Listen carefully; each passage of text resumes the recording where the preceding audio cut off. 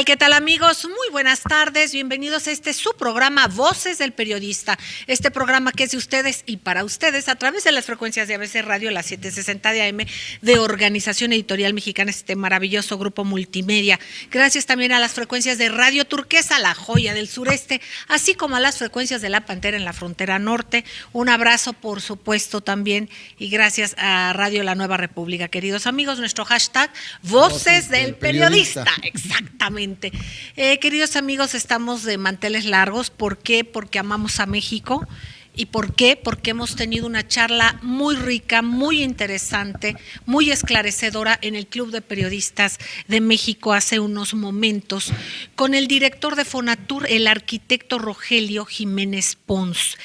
Él es una persona que tiene una experiencia amplia, muy amplia, en impactos de desarrollo, en la cuestión de las infraestructuras. Ya van ustedes a escuchar, no quiero extenderme demasiado, viene lo fundamental que es el amor a México que le tenemos todos, y una forma de conocer, de informarnos, es cómo podemos nosotros fortalecer nuestra infraestructura, ahora sí que hablando de infraestructuras ciudadanas. Entonces, procuraremos aportar en esto con el conocimiento de lo que está haciendo Fonatur, de lo importante para el desarrollo de México, de las viabilidades y posibilidades para ello.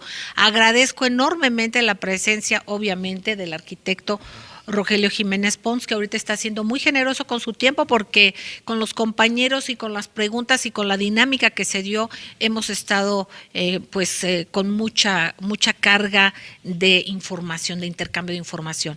Agradezco al maestro Juan Bautista, parte fundamental de Voces del Periodista, cofundador de la Fraternidad de Reporteros, pero también parte fundamental de esta casa. El maestro Enrique Pastor Cruz Carranza, quien nos representa en el bellísimo estado de Campeche. Está el maestro Ariel Noyola, quien él está en la parte de latina, en la parte en español, y él es responsable del área en español de globalresearch.ca, un portal fundamental. Un abrazo al profesor Michel Chosudowski, y también de RT, Russia Today. Muchísimas gracias, queridos amigos. Vamos a procurar a lo largo de esta dinámica poder ver que intervengan en la mesa el maestro Jesús Salmerón Acevedo, que es también como nos fuimos incorporando a esta mesa, ¿no?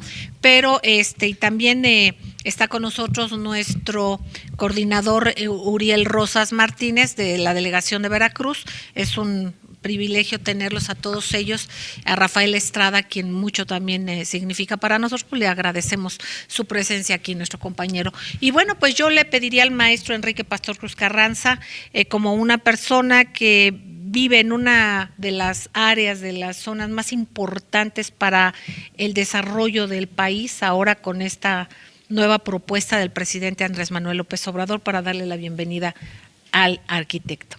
Pues sí, licenciada, muchas gracias, arquitecto, a todo el amable auditorio de Voces del Periodista. Y efectivamente nosotros en el sureste de la República, primero muy contentos de tener un presidente de esa región, como es el licenciado Andrés Manuel López Obrador, pero más de conocer que existe un proyecto integrador que se había pospuesto durante muchos años, y que hoy mira a esta zona del país abandonada, marginada, olvidada por la Federación, para hacer el proyecto del Tren Maya y ser un detonante fundamental para todas las actividades productivas, con una visión social integral en toda esta región, y que obviamente sabemos, porque vivimos en esa zona, que está siendo objeto en muchas ocasiones de una serie de intentos de descalificación, cuando la realidad es que, insisto, es un acto de justicia republicana, es un acto de congruencia en el Pacto Federal, y es un acto que habla muy bien de la visión republicana del licenciado Andrés Manuel López Obrador, presidente en la Cuarta Transformación. Bueno, pues queridos amigos, vamos a dar pie a las palabras del arquitecto Rogelio Jiménez Pons, agradecerle enormemente, y si nos puede por favor compartir el punto focal de Fonatur en este sexenio. Correcto. Bueno, Fonatur, buenas tardes a a su amable teleauditorio, radio escuchas.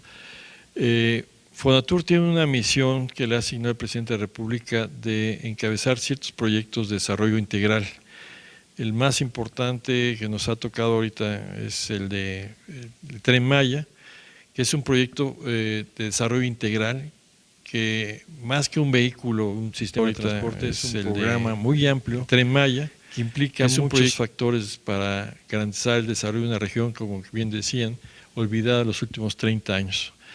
Es una zona que ha decrecido, pero lo más irónico de esto es que la zona, yo considero más rica, es donde se encuentra el agua, donde se encuentra la energía, gas, petróleo, grandísimos recursos minerales, grandísimos recursos agropecuarios, costas increíbles y una serie de factores culturales inmejorables. Pero en los últimos 30 años ha estado, como bien se dice, abandonado.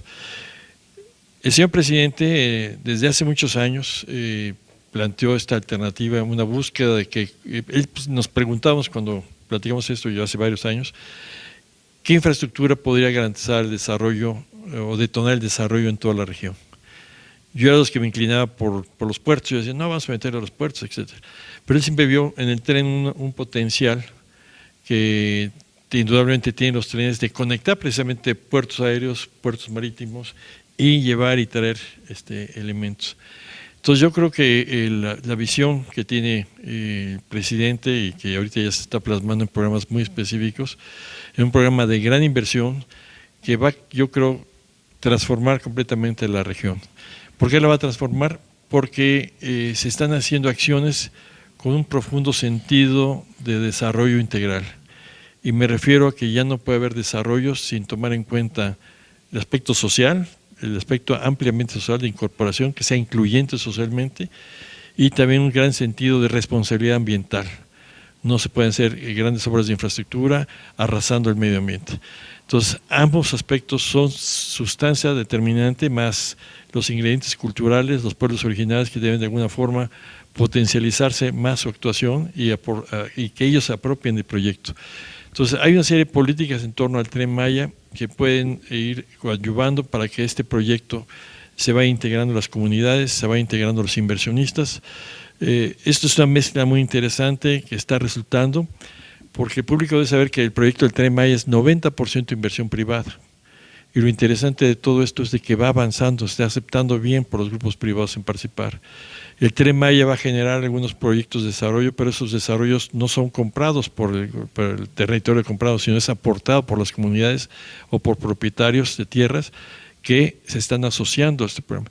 Entonces estamos viendo que es una movilización en términos de inversión muy interesante, con características particularmente novedosas.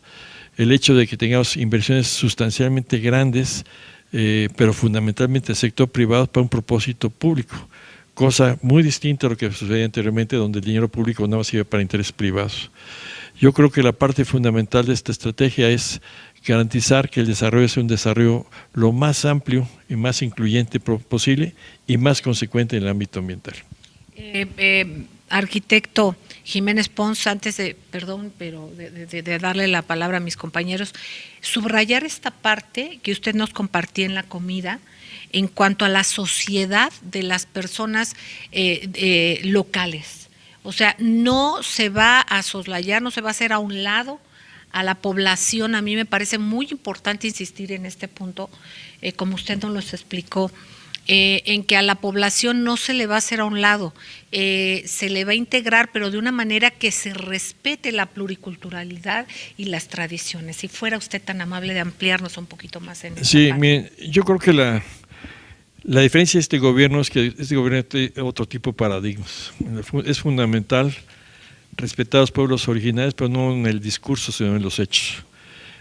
¿A qué nos lleva esto? Pues el primer llamado que hacemos a los propietarios de la tierra, a los ejidatarios, a los comuneros, a los pequeños propietarios, que no vendan, que se asocien con el Tren Maya, que ellos tengan el resultado final de lo que va a ser de los procesos normales de plusvalía, y que en la medida que ellos aguanten la tentación de que ahorita hay mucha gente que se está acercando, que les quieren comprar, yo creo que el llamado fundamental es pedirles que se aguanten, que no vendan, que se asocien con el Estado y que en consecuencia de estas van a ver los resultados económicos fehacientemente.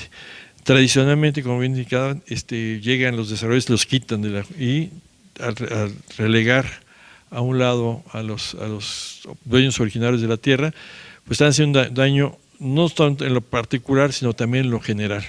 Se desprecian a grupos de indígenas, se desprecia, se les dan muy pocas alternativas, cuando realmente, por ser propietarios de la tierra original, tienen todo el derecho de tener los mejores resultados de usufructo del valor de su tierra. Entonces, esta es una política ya determinada por el presidente, vamos a llevar estas últimas consecuencias. ¿Qué debe acompañar este tipo de prácticas? Capacitar a estos grupos, hacerlos, incorporarlos de la medida más sana posible a los desarrollos, no desde un planteamiento paternalista, no simplemente decir esto es suyo, hay que defiendan lo suyo y vamos al tú por tú a que se incorporen y habilitarlos en ciertas fases del desarrollo para que su integración sea lo más eficiente. Pues muchísimas gracias, queridos amigos. Vamos a ir un corte, enseguida regresamos y vemos realmente el paradigma de 180 grados. Verán ustedes, no se despeguen de su aparato. Gracias. Gracias, queridos amigos, gracias por seguir con nosotros en su programa Voces del Periodista a través de las frecuencias de ABC Radio, la 760 de AM de Organización Editorial Mexicana, del gran grupo Radio Turquesa, La Joya del Sureste, así como las frecuencias de La Pantera en la frontera norte. Gracias también a Radio La Nueva República, nuestro hashtag Voces del Periodista. Y bueno, pues queridos amigos, también vean nuestro canal de YouTube del Club de Periodistas de México, ACE. Estamos en una charla con el director de Fonatura, el arquitecto Rogelio Jiménez Pons, y estamos hablando sobre polos de desarrollo en México. Yo le pediría al maestro Juan Bautista su participación. Gracias. Bueno, en primer lugar, reconocer la sensibilidad de un funcionario de este nuevo gobierno para asistir con un grupo de periodistas importantes. No todos los funcionarios acceden, déjeme decirle que bueno que usted está tomando esa bandera. Eso en primer lugar. En segundo, entre más expone usted, más preguntas surgen de mi parte. Hace rato en la conferencia, creo que mis compañeros se detuvieron un poquito, pero hay una larga lista, contestó usted muy bien en mi opinión. Yo tendría 3 preguntas muy sencillas que tienen que ver primero. Yo escuché en algún momento cuando se expresó en las primeras declaraciones del Tren Maya, que fue una gran novedad, incluso uno piense en lo agreste del terreno para cruzar por ahí todo ese tramo, ¿qué tanto esto pudiera significar la incorporación de esa población a un proyecto de esta naturaleza que hoy dicen asociados? A mí me gusta la idea, me encanta, quisiera saber, cuando uno es asociado, pues tiene como derecho a voz y voto. ¿En qué calidad va a ser el asociado, el ejidatario o la población que está ahí? Esa es una. La otra tiene que ver, se ha hablado de inversión, usted acaba de decir el 90% es inversión privada.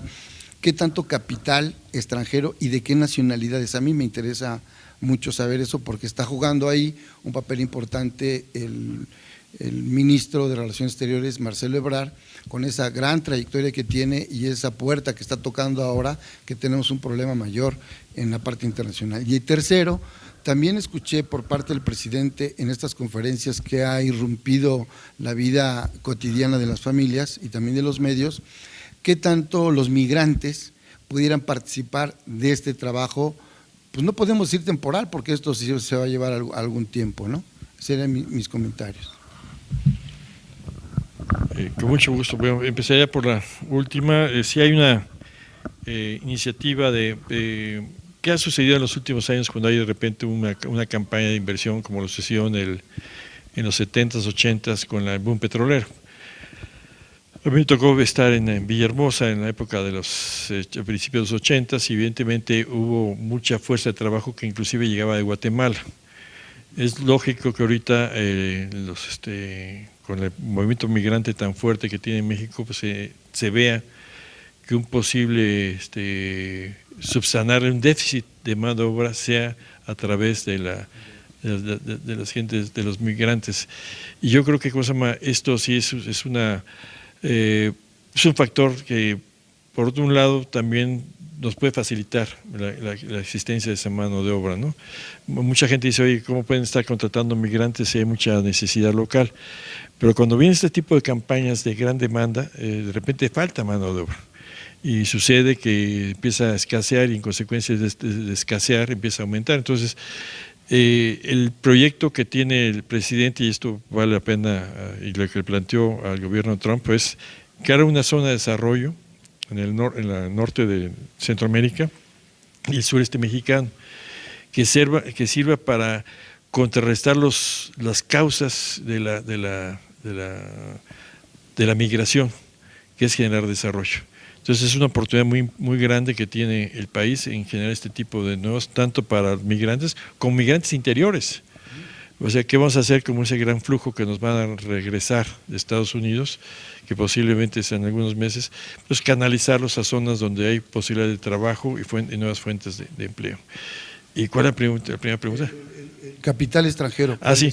El capital extranjero se ha manifestado de distintos lugares. Hay grupos financieros muy fuertes de nivel internacional como BlackRock, el norteamericano, Goldman Sachs, el norteamericano, Credit Suisse, suizos, hay también bancos alemanes, hay bancos españoles, varios bancos españoles que se han manifestado.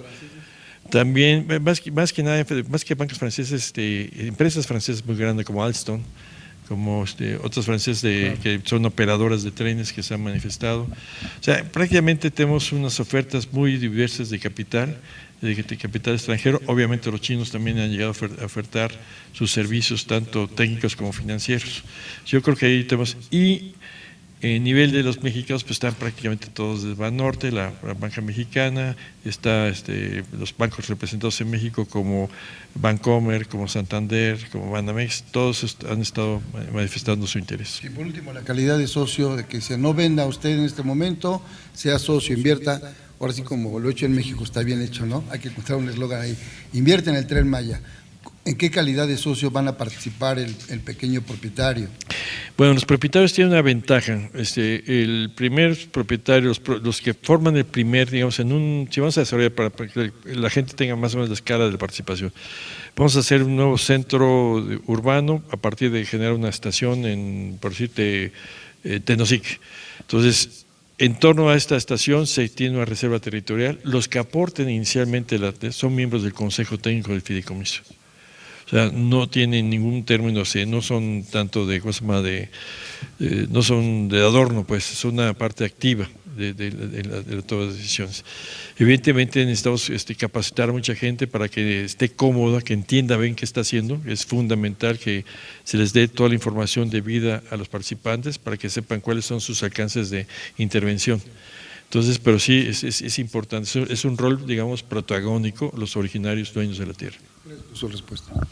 Queridos amigos, antes de continuar, quiero agradecer la participación de Luis Javier, siempre con sus cartones. Ya estamos viendo en este momento el primero, ¿no?, que es alusivo al arquitecto Rogelio Jiménez Pons, quien nos honra con su presencia, director de Fonatur, y lo que significa el desarrollo, ¿no?, uno de los puntos muy importantes como ser el Tren Maya. Por otra parte, estamos viendo ya el segundo cartón, el Tren Maya, un tanto de un todo. Y entonces aquí viene el Tren Maya con turismo, con pasaje, con transporte de carga, y entonces pues están ustedes viendo el cartón. Le agradecemos mucho a Luis Javier y que lo voltee también para quienes nos hacen favor de acompañarnos en el auditorio. Por otras partes ya se editó la imagen, ya se tomó al aire, ya está al aire y entonces continuamos. Muchísimas gracias. Yo le pediría al maestro Ariel Noyola que hiciera el planteamiento de sus inquietudes. Claro. Arquitecto, usted habla de que el Tren Maya significa un cambio de paradigma, ¿no? Un cambio de 180 grados, sobre todo entendiendo esta parte de que se capta inversión privada mayoritaria, una parte es pública y el beneficio es para la gente. Preguntarle si hay algún referente que usted haya tomado, alguna asesoría de parte de algún gobierno o alguna experiencia internacional que haya servido como referente, como inspiración en este proyecto del Tren Maya. Se habla mucho, por ejemplo, de China, de la Franja y la Ruta, de las conexiones entre China y Rusia, preguntarle al respecto, ¿cuáles fueron los referentes para el planteamiento del Tren Maya? Sí, bueno, primero hay que reconocer que la experiencia china es una experiencia muy importante, igual que la rusa. Ellos tienen grandes líneas de infraestructura. Yo creo que ahorita el máximo constructor de ferrocarriles en el mundo es China, después Rusia. La Unión Europea y Estados Unidos están rezagados en este tipo de infraestructura. Pero en términos de tu opinión de la pregunta en términos sociales, yo creo que ahí en México hay antecedentes importantes que se hicieron algunos experimentos en la década de los 70, o sea, de cómo transferir potencialidad a los desarrollos urbanos de la gente con menos recursos. Yo creo que lo que estamos tomando es una sumatoria de distintas experiencias. A mí en lo particular yo pertenezco a una escuela de arquitectura que sea en la UNAM, que sean los del autogobierno, que siempre tenemos una vocación social muy firme, que nos llevó inclusive me llevó a trabajar en Haití durante 3 años, nos hemos llevado a trabajar en comunidades y siempre ha sido el tema social un predominante, aunque también hemos servido a las grandes cadenas hoteleras, a los grupos inversionistas de comerciales. Entonces, yo creo que el esquema el nuevo paradigma de tomar en cuenta a los grupos originarios no es más que resultado también de una convicción de que o hacemos las cosas debidamente para todos o vamos a tener que generar demasiadas diferencias sociales y después no vamos a poder con los problemas que ya en la actualidad tenemos. O sea, indudablemente que el diagnóstico de que detrás de la violencia, detrás del desorden ambiental, detrás del desorden de sobregasto, de muchas cosas, está mucha injusticia y muchas irregularidades que también han generado también un gran nivel de corrupción. El pensar las cosas al revés, pensar es combatir la corrupción, emparejar el suelo para todos, dar las mismas oportunidades, yo creo que es la única alternativa para salir adelante con los problemas que tiene el país. Yo creo que el modelo que privilegiaba el capital y el mercado sobre todas las cosas fracasó, está a la vista el fracaso. Entonces yo creo que tenemos que generar los nuevos paradigmas y los nuevos paradigmas es a partir de una economía incluyente y responsable con el medio ambiente. Y en este contexto, arquitecto, de crisis, ahora incluso con la controversia con el presidente Trump en el tema migratorio, se ha puesto sobre la mesa quizás la posibilidad en un mediano plazo de expandir este Tren Maya también en la región centroamericana, conectar sobre todo por el tema del transporte de carga y el desarrollo productivo. ¿Se ha discutido al respecto? Sí. De hecho, el primer proyecto que se tuvo del Tren Maya, que después lo cambiamos por cuestiones de seguridad, iba por la frontera. Como posiblemente mucha gente sepa, la frontera es una franja donde ya no hay árboles, es una franja de 20 metros que separa Guatemala con México, precisamente al sur de Calakmul. Esa iba a ser la primera ruta, pero por factores de que sí es una zona caliente, que es una zona conflictiva, se cambió para irnos por la carretera, o por las líneas de alta tensión que están 60, 80 kilómetros hacia el norte. Pero originalmente ese proyecto, que aparte paisajísticamente era muy bello. Bueno, muchísimas gracias, queridos amigos. Vamos a ir un corte y no tardamos, no se despeguen. Gracias.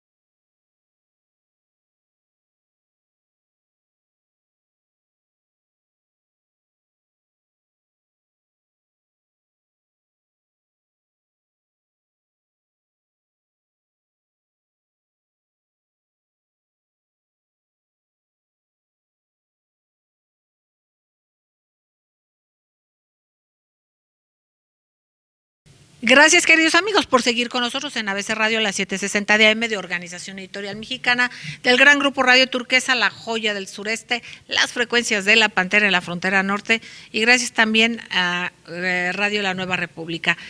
Véanos en el canal del Club de Periodistas de México, AC, en YouTube, por favor. Y bueno, se incorpora a esta mesa en donde estamos con el arquitecto Rogelio Jiménez Pons, director del Fonatur, pues se incorpora el maestro Jesús Salmerón Acevedo. Gracias, maestro querido. Con mucho Adelante. gusto. Arquitecto, buenas tardes. Mi pregunta se sustenta en dos vertientes. La primera, como aquí me conocen, he tenido siempre esa inquietud histórica y por ahí me voy a enfocar en la primera. Cuando muere el presidente Juárez, quien llega a la presidencia es el que era presidente de la Corte, don Sebastián Lerdo Tejada. Con él se inaugura el ferrocarril mexicano, que fue México-Veracruz. Hablamos de 150 años promedio, la distancia de aquella época. ¿Por qué ahora tendría que retomarse? Vamos, por supuesto que entiendo la tecnología avanzada, pero ¿por qué nuevamente? Hay una carga simbólica también en esto. Y la segunda pregunta es, de la Ciudad de México a 300 kilómetros promedio está el puerto de Acapulco, que no es un destino menor, hablando turísticamente. Sin embargo, hacia el estado de Guerrero solamente ha llegado a la ciudad de Iguala, el ferrocarril.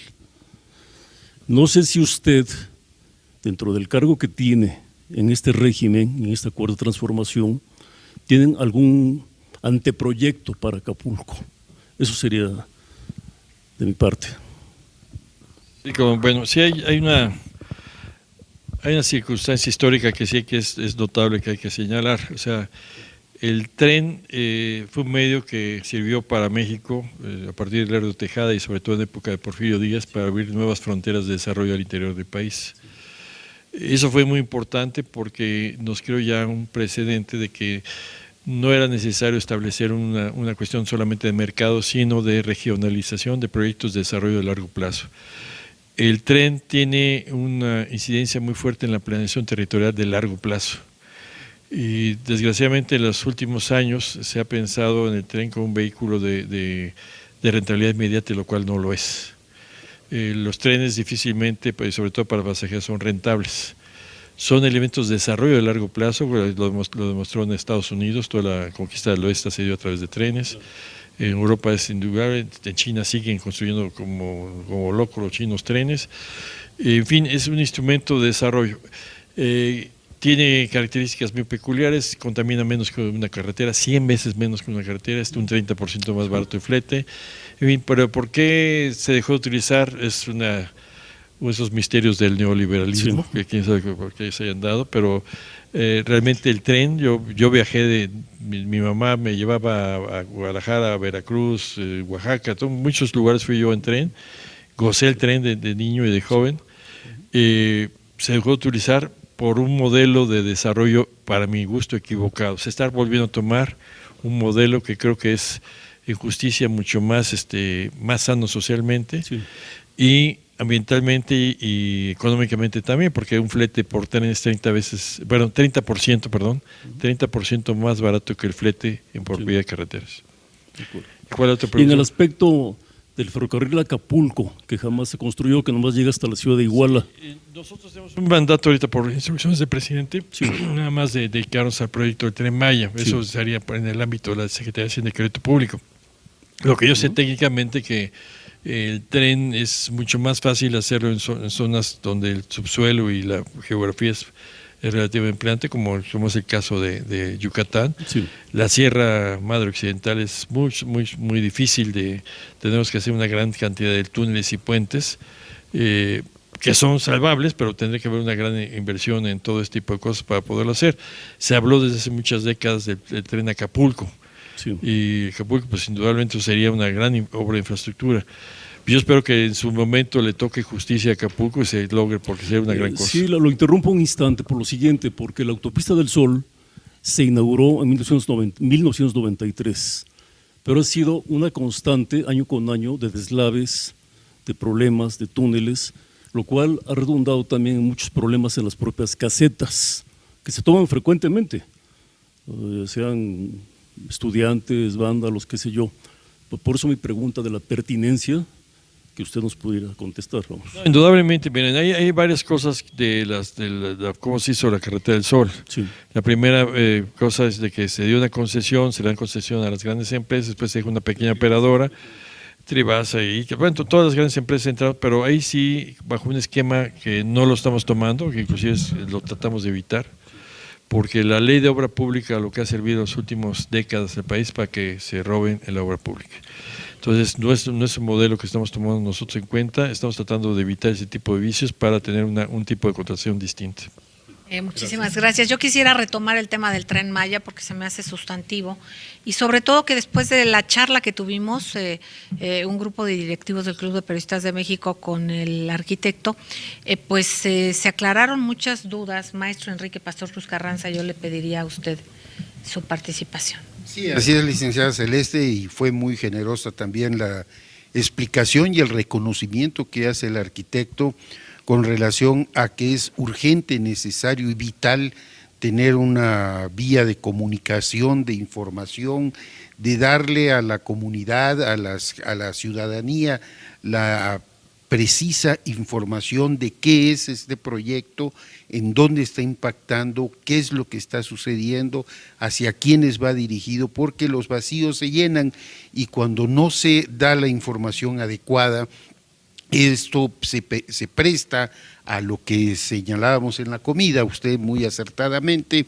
el manipuleo político, la mala información de los grupos que tienen resistencia por intereses creados por el anterior proyecto del tren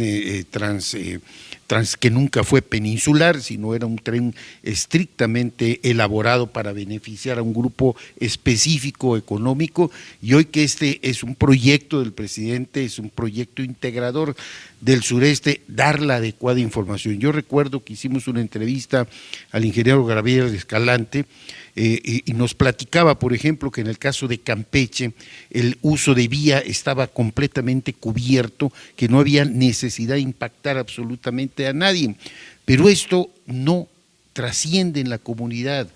Por eso considero que la reflexión que usted hizo es muy importante, de tener y establecer esa necesidad de informar adecuadamente, porque de esa manera se quitarán banderas políticas de manipulación y de lo que ya incluso acaba de darse a conocer recientemente, la reactivación de conflictos limítrofes entre estados hermanos como Yucatán, Quintana Roo y Campeche, que definitivamente el fondo es el Tren Maya, indiscutiblemente. O a lo mejor estoy equivocado, arquitecto. Pues que mucho gusto. Miren, yo creo que, como bien menciona, el problema de comunicación es un problema serio. Nosotros consideramos que no tenemos una campaña de comunicación porque ha habido un ajuste importante presupuestalmente en todas las dependencias de gobierno. Esto ha limitado muy fuerte la capacidad que tenemos nosotros de transmitir un mensaje. Yo por eso agradezco y aprovecho a agradecerte, Celeste, que tengamos esta oportunidad, porque las veces que sea, lo que sea para bien de México, aquí es un vehículo de información. Porque son las ventanas que nosotros tenemos para anunciar, explicar, aclarecer, toda una serie de cosas. Sobre todo, como bien dices, el problema es que se cubren huecos con desinformación. No se da información, se da desinformación. ¿Por qué? Pues porque, como bien mencionas, hay resistencias, hay rivales políticos, hay circunstancias. También es un problema complejo. Y por otro lado, también hay un público escéptico, que eso está bien. Nosotros no pedimos carta blanca a nadie. Está bien que el público sea escéptico, que no nos crea, que nosotros tenemos que hacernos valer con los hechos, no con las palabras ni con los discursos. Pero también es importante que la gente tampoco prejuzgue, ¿no? Esas declaraciones de que vamos a hacer un ecocidio están completamente infundadas, que va a costar tanto también. Entonces, hay muchas cosas que están más en términos del ataque político que la certidumbre del periodo. Aceptamos la crítica, venimos, por eso siempre estamos abiertos a este tipo de declaraciones, precisamente porque sí, el proyecto está sobre la mesa y hay que discutirlo abiertamente. Exactamente, queridos amigos, vamos a ir un corte, pero en pocas palabras es esto. Se están priorizando los recursos y qué bueno que así sea. Y ahorita la prioridad son la efectividad de las cosas. Obviamente en el momento en que empiecen a operar y a haber recursos, pero ya unos recursos, digamos, que estén abocados y que ya sea esta mezcla, esta parte mixta donde también participa el sector privado, bueno, en ese momento se ampliará más. Ahorita, ¿qué se está haciendo? Se están consultando a científicos. Es muy importante, yo voy a pedir en el próximo bloque que esté un personaje importante en el conocimiento de aeropuertos, porque se habló de aeropuertos, de una explicación increíblemente fácil de entender qué pasa y qué pasó con el aeropuerto, que, híjole, falta tiempo, pero las veces que quiera y que por favor regrese. Me parece muy importante como esto y como muchas cosas más, el que podamos entender el porqué de las cosas. Y bueno, yo creo que la mayoría de los mexicanos así lo hacemos. Vamos a hacer un corte y no tardamos. Gracias.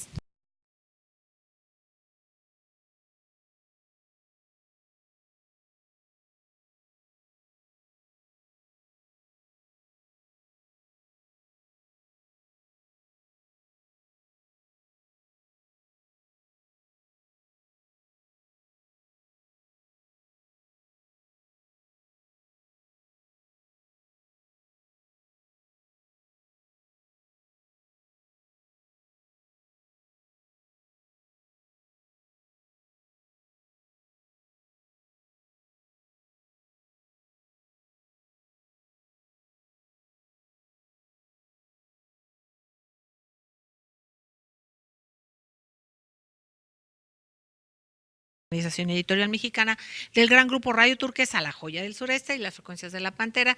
Gracias a Radio La Nueva República también por sumarse a este esfuerzo maravilloso. Y bueno, que estamos compartiendo la mesa, antes que nada con ustedes, queridos amigos, con el arquitecto Rogelio Jiménez Pons, quien es director de Fonatur. Se suman a esta mesa el maestro Juan José Reyes, quien es ambientalista, es forestalista, es verdad, no ambientalista, hay una diferencia, y ahorita nos lo va a explicar y por qué es tan importante las precisiones que él nos hizo y las preguntas que hizo muy relevantes en esta mesa. Él es colaborador, nos honra en Voces del Periodista, ustedes seguramente lo habrán leído, y agradezco enormemente a nuestro representante en el estado de Veracruz, el maestro Uriel Rosas Martínez, también el sumarse a esta mesa, maestro querido. Adelante, maestro Juan José Reyes. Bueno, pues muchas gracias por esta oportunidad. Arquitecto, quiero mencionar dos puntos fundamentalmente, el aspecto ecológico o ambiental y el aspecto social. Ha habido mucha controversia y, como decían, es por falta de información de que se va a destruir la selva, de que no, o sea, hay mucha controversia en ese sentido. Yo como forestal sé que la mejor manera de conservar los recursos es aprovechándolos. Y no sucedería el desastre en Campeche y en Chiapas está peor, si se autorizaran los aprovechamientos técnicos. La silvicultura es la única ciencia que siempre desde su nacimiento ha tenido el principio de la sustentabilidad. Entonces, pero hay mucha controversia. Entonces es un punto que quisiera que nos señalara. Perdón que yo aquí meta mi cuchara, pero así como público y como personas que tenemos dudas, es importante en esto que comenta el maestro y en una respuesta que se dio en la mesa. Miren, la parte, por ejemplo, de en Chiapas, ahorita que dicen, ha habido unas quejas, ¿no? Del subcomandante Marcos, de los zapatistas o de declaraciones que no tienen fundamento, porque finalmente en el tiempo que han estado ellos ha habido una deforestación tremenda. ¿A qué se debe?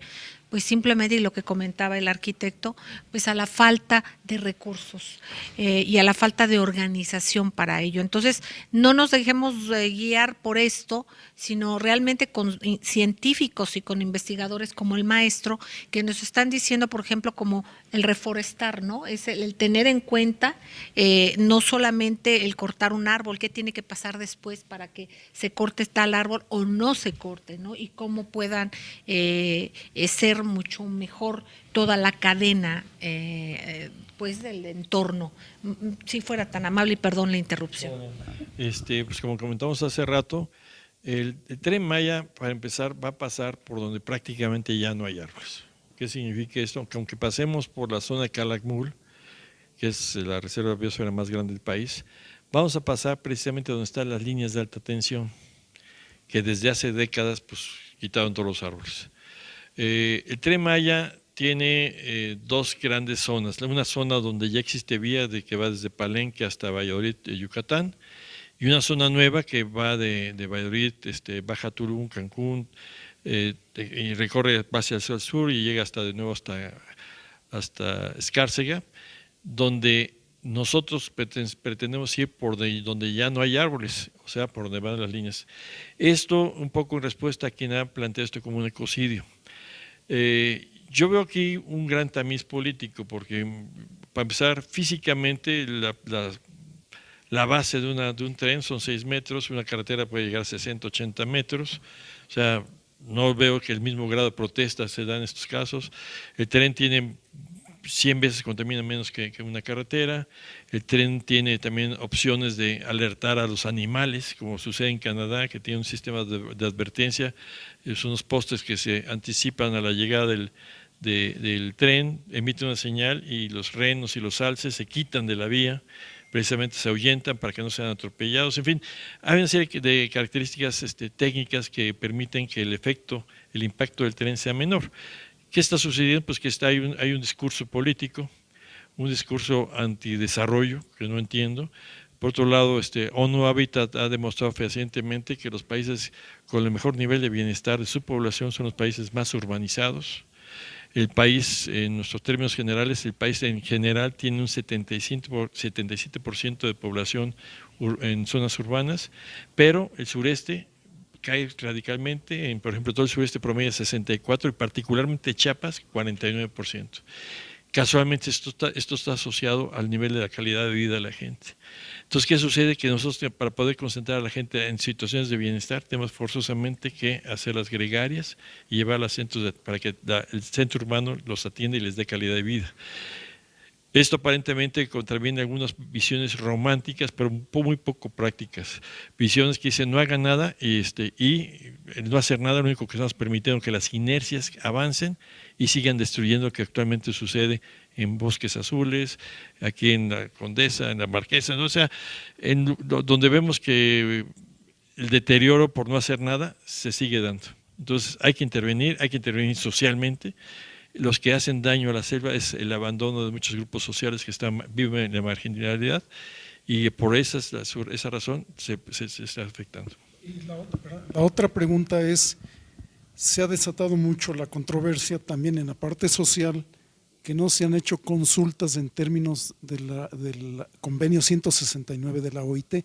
Entonces, de eso, ¿qué información podría dar? Una cosa que es muy importante, eso también como un poco donde nosotros tenemos que hacer los estudios de impacto ambiental. Aquí se ha manejado también, se ha desinformado a la población. Miren, la mitad del Tren Maya ya no tiene impacto ambiental porque se impactó hace más de 100 años. ¿Okay? La parte nueva, ¿cuándo vamos a hacer los estudios de impacto ambiental?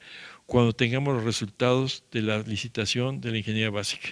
¿Por qué está ese momento? Porque en ese momento vamos a ver si tenemos o puentes o túneles, por decir algo. En ese momento vamos a dimensionar exactamente cuál es el impacto. En consecuencia de esto se hace el estudio de impacto ambiental y también un insumo de esto es la consulta pública. Entonces, nosotros tenemos que mezclar qué le vamos a informar a la población si no tenemos también resultados, ¿no? Entonces, en su oportunidad, porque tenemos que cumplir completamente de acuerdo a lo que dice la ley, hacer las consultas de vía donde sí procede, que es en la otra mitad del Tren Maya. La otra mitad no es necesario porque no hay cambios de uso.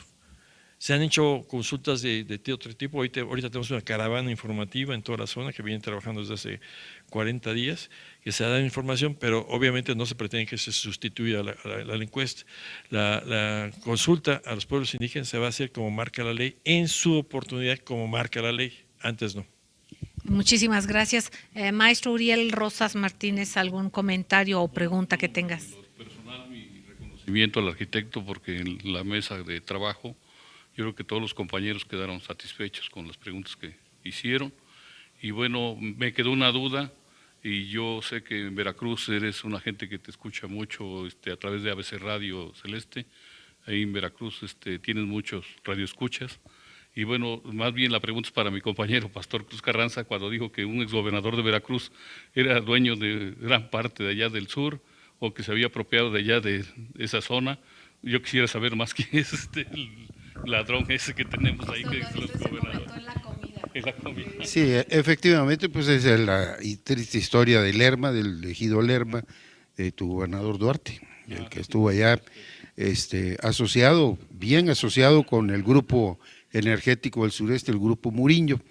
Y bueno, pues ahí está, los hechos hablan, y eso es lo que nosotros no quisiéramos ver, la experiencia que tuvimos en Campeche y concretamente en Carmen, cuando un proyecto de desarrollo nacional terminó con una actividad sustentable como fue la pesca, que pudieron haber convivido, pero que el privilegiar la globalización de una lucha de precios terminó con una actividad sustentable. Muchísimas gracias. Yo quisiera preguntarle al arquitecto, pues que sea tan amable, más que preguntarle, pedirle de favor lo que no le hayamos preguntado y que quiera compartir con nuestros queridos amigos antes de despedirnos. Pues miren, es un mensaje fundamental. El Tren Maya es un proyecto de desarrollo, un proyecto que pretendemos sea responsable social y ambientalmente, pero que no le pida al público una carta blanca. No. Nosotros queremos estar abiertos a la crítica constructiva, a la crítica objetiva. Necesitamos construir un nuevo tipo de ciudadanía y un nuevo tipo de funcionario que responda al cuestionamiento. Todo debe estar sobre la mesa. Ya no hay simulaciones, se acabó la corrupción. Hay que evitar todas las prácticas que pongan en entredicho el propósito de las cosas, y tenemos que estamos obligados todos los que somos funcionarios a ser claros y transparentes. Entonces, adelante con el cuestionamiento, adelante, y evidentemente, como bien indicaba, sí nos hace falta una campaña de mayor información, pero para eso estamos con ustedes y esperamos tener en alianza a los periodistas responsables de México que nos ayuden a difundir esto y criticarnos cuando tenemos las cosas no son fáciles. Nosotros no queremos cometer los errores anteriores. Obviamente vamos a cometer nuevos errores, yo digo que vamos a patentar nuevos errores, pero lo que no nos podemos dar el lujo de cometer los errores que anterioridad se han hecho, y fundamentalmente las simulaciones y la corrupción. Pues muchísimas gracias, arquitecto Rogelio Jiménez Pons. Gracias a todos los participantes de esta mesa, maestro don Enrique Pastor Cruz Carranza, maestro Uriel Rosas Martínez, maestro Juan José Reyes, muchísimas gracias. Gracias Luis Javier, gracias maestro Jesús Salmerón Acevedo, gracias maestro Ariel Noyola, mil gracias, y a todos ustedes, queridos amigos. Bueno, pues vamos a quedarnos con el cartón de Luis Javier sobre el Tren Maya, y pues el comentario ya lo están viendo ustedes en sus pantallas, y bueno, pues hay mucho que hablar. Yo sí quiero pedir de favor al arquitecto que estemos en contacto, que por favor cuenten con Voces del Periodista, ahora y siempre. Todo lo que es Impulso para México, igual de a ustedes, queridos amigos radioescuchas, saben que este es un programa de ida y vuelta, nos planteen sus inquietudes, vengan a lo mejor próximamente, y lo estoy comprometiendo públicamente, el que pudiera venir al auditorio, aquí en el Club de Periodistas de México, el auditorio de la Fundación Antonio Sáenz de Miera Fitaliape, y responder algunas preguntas, y que sepamos, queridos amigos, y tengamos la confianza de que el voto no solamente se defendió el 1 de julio, quienes votamos por un cambio hay que tener la confianza y hay que seguir defendiendo, y hay que saber que la ciudadanía pues nos toca de manera responsable. Eso es lo que quisimos mucho tiempo, ya lo tenemos, ahora hay que ser corresponsables. Así es que aquí está un espacio corresponsable para informar a nuestros queridos amigos y que todas las dudas que haya se puedan aclarar. Gracias a todos ustedes, queridos amigos. Gracias Carlos, gracias a todos ustedes. Sigan en estas frecuencias, queridos amigos, porque aquí se escucha plural, aquí se escucha diverso, y de eso es de lo que se trata. Un beso tronadísimo, nos escuchamos mañana. Gracias.